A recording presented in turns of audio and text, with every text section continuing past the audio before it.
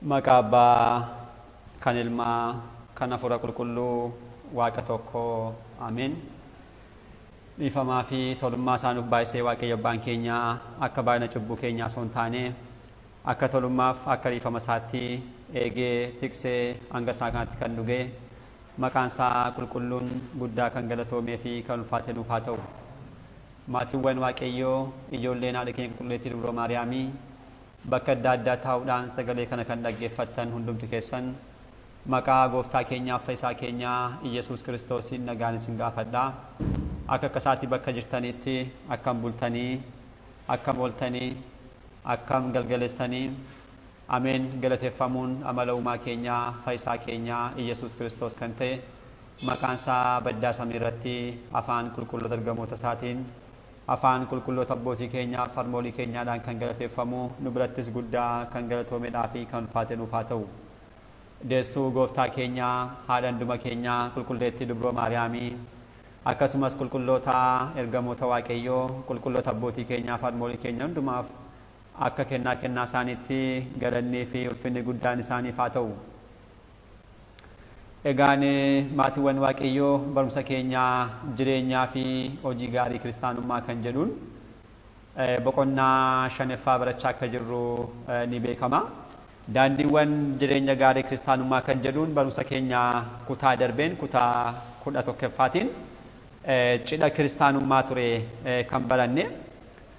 Egaan hiriyoonni lamaan umurii yookiin immoo jireenya kaadhimmummaa isaanii erga xumuranii booda gaa'illi isaanii karaa takliilisaa ta'u akkasumas karaa qurbaanaa erga gaggeeffamee booda guyyaa sanatti kan taasifamu cidhi ni jira. Sun maal fakkaachuu qabaa kan jedhudha.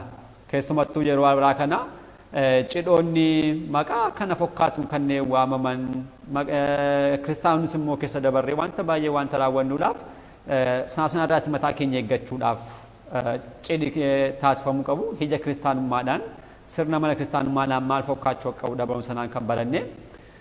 Guyyaa har'aa immoo boqonnaa makanaan kutaa 12ffaadhaan kan barannu jireenya gaa'ilaadhaa kan ta'u. Waaqayyo abbaan keenya nu barsiisuun fedhaaf eeyyama isaa nuuf haa ta'u.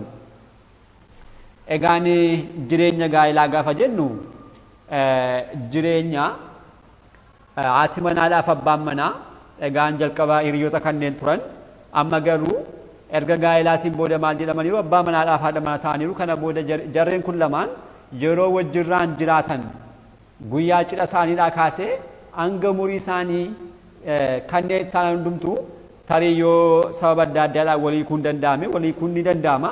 Inni sun akkamitti kan jedhu gara fuuldaatti kan barannu ta'a. Amma sanaatti garuu amma jireenya wajjirraan foonummaadhaan jiraataniittu jireenya isaan jiraatan guutummaan isaa jireenya gaa'ilaa jedhamuudhaan beekama. Jireenya gaa'ilaadha. Gaa'illi immoo akkuma barachaa turre fedha waaqayyoodhaa fi filannoo namootaatti kan hundeeffamu jireenya tokkummaadha. Jireenyi kun tokkummaadhaan kan jiraatamudha. Fedha waaqayyoo qaba. Fedha waaqayyoo gaafa jennu wantoonni nuti raawwannu hundumtuu fedha waaqayyoodhaan kan raawwannudha. Waaqayyoo wanta hundumaa akka raawwannuudhaaf fedha isaadha. Fedha waaqayyootiin alatti waa tokkoyyuu kan ta'u hin jiru. Waaqayyo ni fila jennee jala murree kaa'uu yoo hin dandeenye illee hiriyoonni lamaan wal argachuu isaaniidhaaf waaqayyooti isaanii wal filee isaaniif waliif kenne kan jedhu barumsa mana kiristaanaa keessa hin jiru. Garuu akka jarreen kun wal arganii wal filatanii gaa'ila isaanii taasifatan garuu kun immoo fedha waaqayyooti. Akkasumas dammoo darbee fedha waaqayyoo fi filannoo namootaatiif namoonni mataa isaaniitiif filachuudhaan kan isaan wajjirraan galan waan ta'eedhaaf jireenya tokkummaa jedhama. Filannoo namootaa yeroo jennu yeroo jireenya kaadhimmummaa dura kan jiru sanatti barumsa barachaa turre qabxiiwwan muraasa kaasuun keenya ni yaadatama. Hiriyoonni lamaan barbaadanii wal argachuu kan danda'an fedha mataa sanatti hundaa'uudhaan isaanidha malee namni biraa kan fedhu kan taane sirriitti baranneerra kan. Darbee immoo namoonnis maal jedhanis immoo ni jiru kana bira darbuudhaan jechuudha. Bakka tsabalaa deemee qulqulleettiin aarsemaa naaf ibsitee siif kan ta'u abaluudha jechuudhaan jedhanii warri shamarranii dhiironnis immoo darbanii siif kan ta'u abaluudha. Namni siif ta'u kana fakkaataa boorsiifan filattee qulqulleettiin aarsemaa dubroon Maariyaamii qulqulluun ergamaan abalu natti dubbate jechuudhaan namoonni kanneen of sossobanis immoo ni jiru. Kunis sirrii miti sobadha. kan nama dhibu nama gaa'ela taasifatee jiru dhiira tokkochaadha gaa'ela taasifatee kan jiru dubartii tokko maal jetti ay natti qulqulleettiin aarsee maal atti himteetti kan kee abaluudha abaluun immoo isa jira gaa'elaan jiraachaa jira kanaaf gaa'ela ishee dhiistee barbaadachuuchaadha namicha teessee eegdi wanteen akkasii kun feekii yookiin immoo mala diiyaabiloos callu malee taasisuudha diiyaabiloos mul'ata namoonni akkasii kun dhuguma mul'ata arguu danda'u kan isaan argan garuu mul'ata sirrii ta'uu danda'a diiyaabiloos irraadha akkamitti qulqulleettiin aarsee maa nama gaa'ela qabuun inni abaluun ishee dhiiseetu dhufee siin wajjin gaa'ela taasifatte kan itti dubbattu kun tasuma wanta yaadamu kanuma yaadanne namoonni baay'een mataa isaanii of sossobuun innaa bakka sanatti hin kaasiin kanaafni kan leetti dabalachuun beekumni nurraatu eegama booda namoonni akkasii kun amma asitti kan barannu kanaan jireenya gaa'elummaa kanaan yeroo jiraachuu eegalan fedhii mataa isaaniitiin miti kan itti galan waan ta'eedhaaf jaalalli tasuma jiraachuu hin danda'u jaalalli hin jiru taanaan immoo hundeen gaa'elaa keessa hundee gaa'elaa kan ta'e jaalalli hin jiru taanaan gaa'elli tasuma gaa'ela ta'uu hin danda'u maaliif guyyaa lama yookiin guyyaa sadii booda deebi'anii waan adda ba'amuudhaaf jechuudha.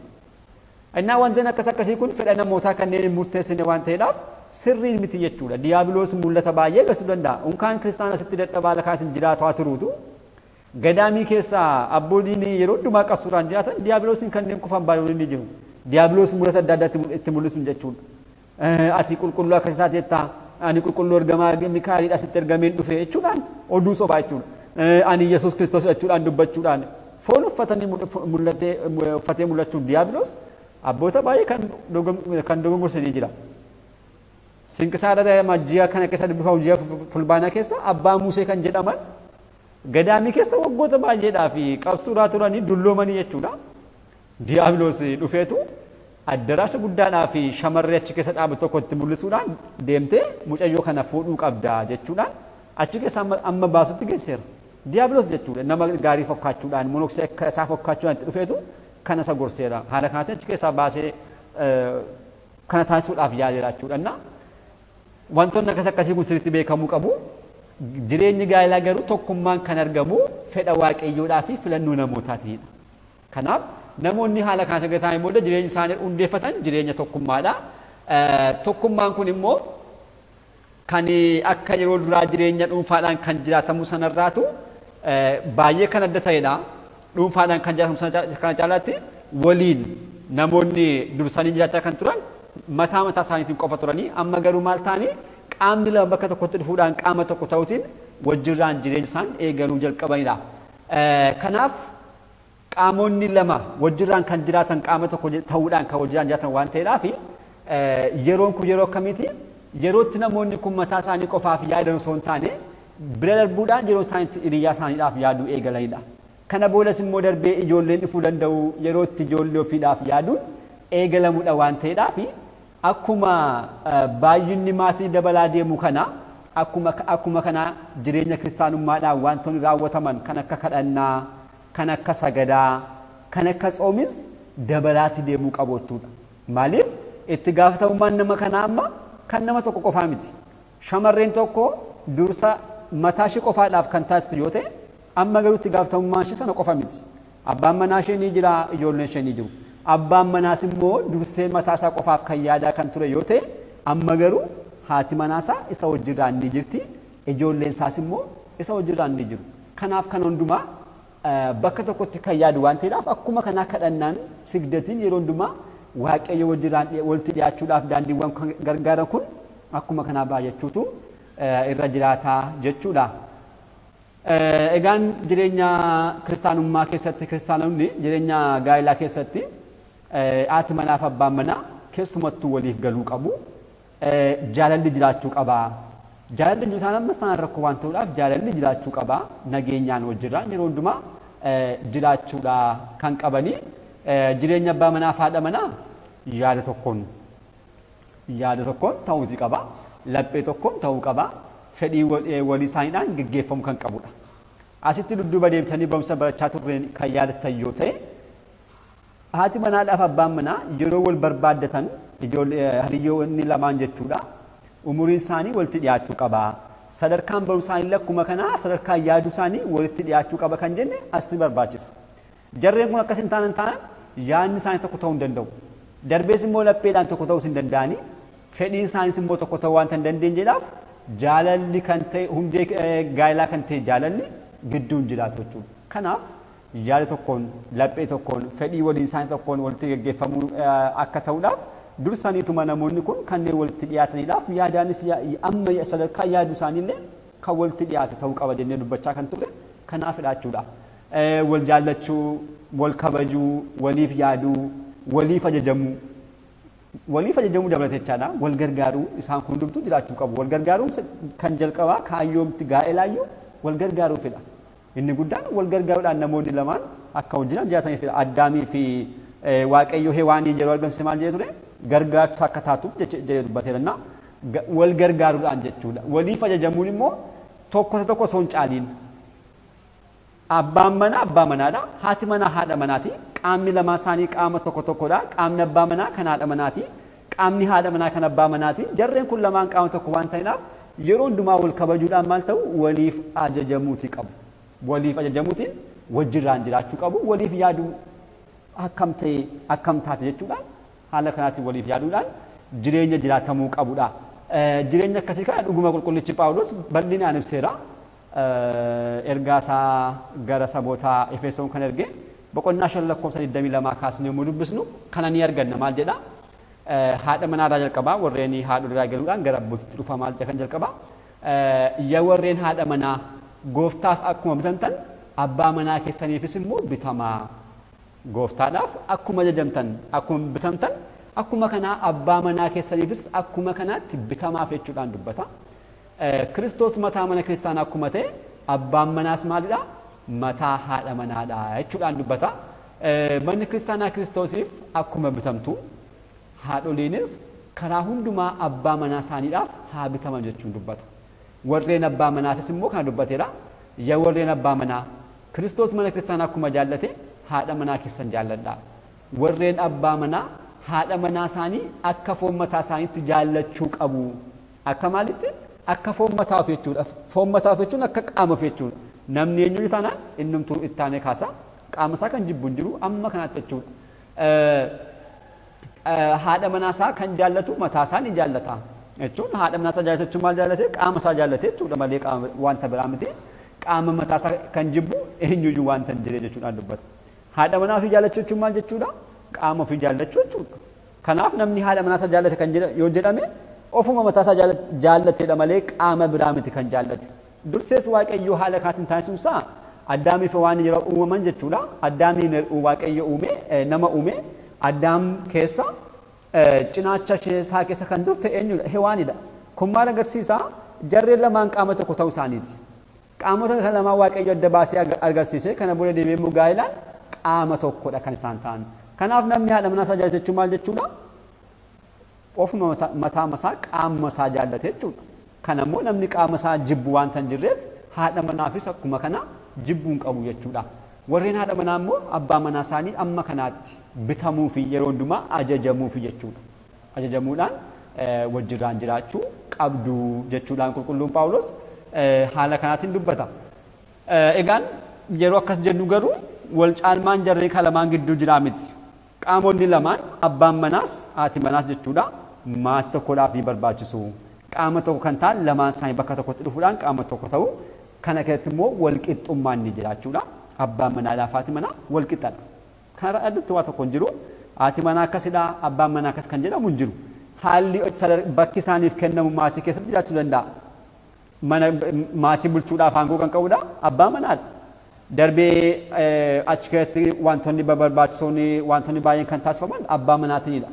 Kana jechuun immoo abbaan manaa hin caalachuu miti. Kun wal qixxummaan osoo jiraatu wanta isaan raawwatan gahee isaaniitu adda addadha malee kun wal caaluu miti. Fakkeenyaaf qaama keenya kana ilaalle iji keenya maal taasisaa ni arga.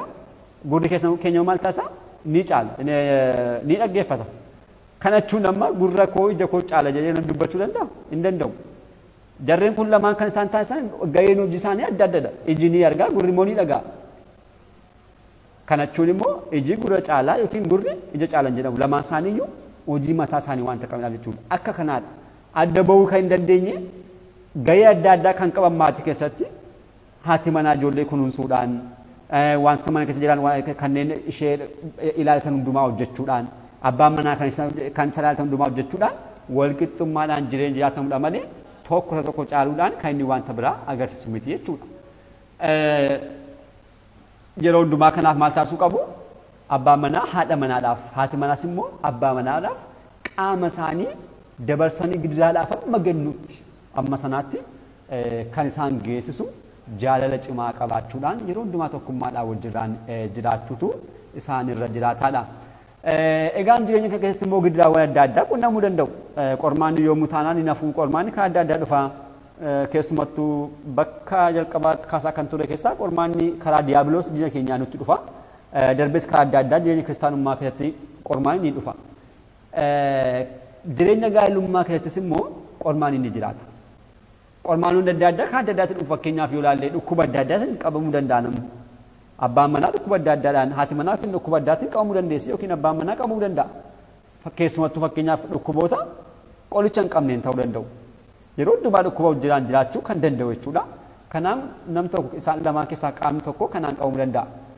Darbee immoo rakkoowwan qaama walqunnamtii saalaa hojjetaan wal qabatu.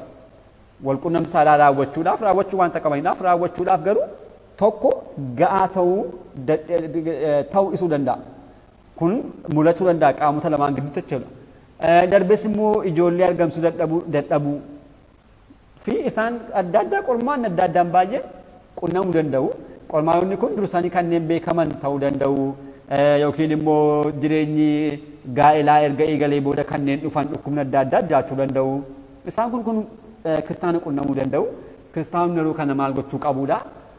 Kanarraa kan addaan immoo bakki kan hin kennamne namoonni baay'een bakka kan itti hin laanne garuu kiristaanonni baay'een immoo kanneen xiqqoo barumsa amantaa hin qabne kan isaan ittiin miidhaman immoo maallaa oduu namootaa jechuudha jettee kana fudhachuudhaan jireenya isaaniitti gufuu yoo ta'an immoo ni argama.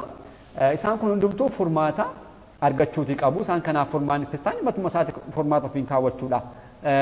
Akkamitti furamuu kanneen danda'an qabxiiwwan muraasa ilaaluudhaaf rakkoowwan beekamaniidhaa fi gaa'ela dursanii kaasuun irratti mari'achuun dirqamadha. Rakkoowwan kanneen beekaman gaa'ela dura kanneen jiran yoo ta'an isaan kana yeroo sana kaasuudhaan irratti mari'achuudhaan lama ta'anii walii galuudhaan irratti murteessuun ni danda'ama. Kan biraan immoo dhukkuboota gaa'ela booda dhufaniidhaaf immoo obsaan kadhannaadhaan cimuudhaan waaqayyoon gaafachuun karaa kanaas furmaanni ni argama. Waaqayyo wanta hundumaa ni taasisa waan ta'eef jechuudha. Tsabalaawwan adda addaa deddeebi'anii amantaadhaan cimuudhaan dhaabbachuudhaan kana mo'achuu ni danda'ama. Akkuma jalqaba kaasne dhukkuboonni keessumattuu yeroo baay'ee kan diiyaabiloosidha. Diiyaabiloos beekaa wanta namni hin beekneen fedhii gidduu galchuudhaan keessumattuu jaalalli gaa'elaa kiristaanummaa keessatti jechaadha qoruu danda'a karaa kana. Maaliif jarreen kun akka isaan adda baanaaf jechuudha. Akka isaan waaqayyoon akka isaan gaddisaniidhaaf kan isaan hin beekne isaan qoruu danda'a. Dhukkubaan ta'uu danda'a akkasumas immoo wanta baay'een ta'uu danda'a. Kanaafuu kanas immoo beekuun barbaachisaadha. Diiyaabiloos yeroo kamuu ta'an hin rafu waan ta'eedhaaf dhuguma qormaanni karaa diiyaabiloos ni dhufa kan jedhu sirriitti erga beekanii booda karaa kanaas immoo qophaa'anii eeggachuudha jechuudha. Yoo dhufe diiyaabiloosiin kan mo'uu danda'u qabsuuraanidha. Qabsuuraan amantaadhaan cimuutiin, kadhannaan cimuutiin, sagaduutiin, tsabala deddeebi'uutiin, qaddasiisuudhaan kan xumuraan immoo foonii fi dhiiga gooftaa keenyaa fudhachuudhaan diiyaabiloosiin mo'achuun ni danda'ama.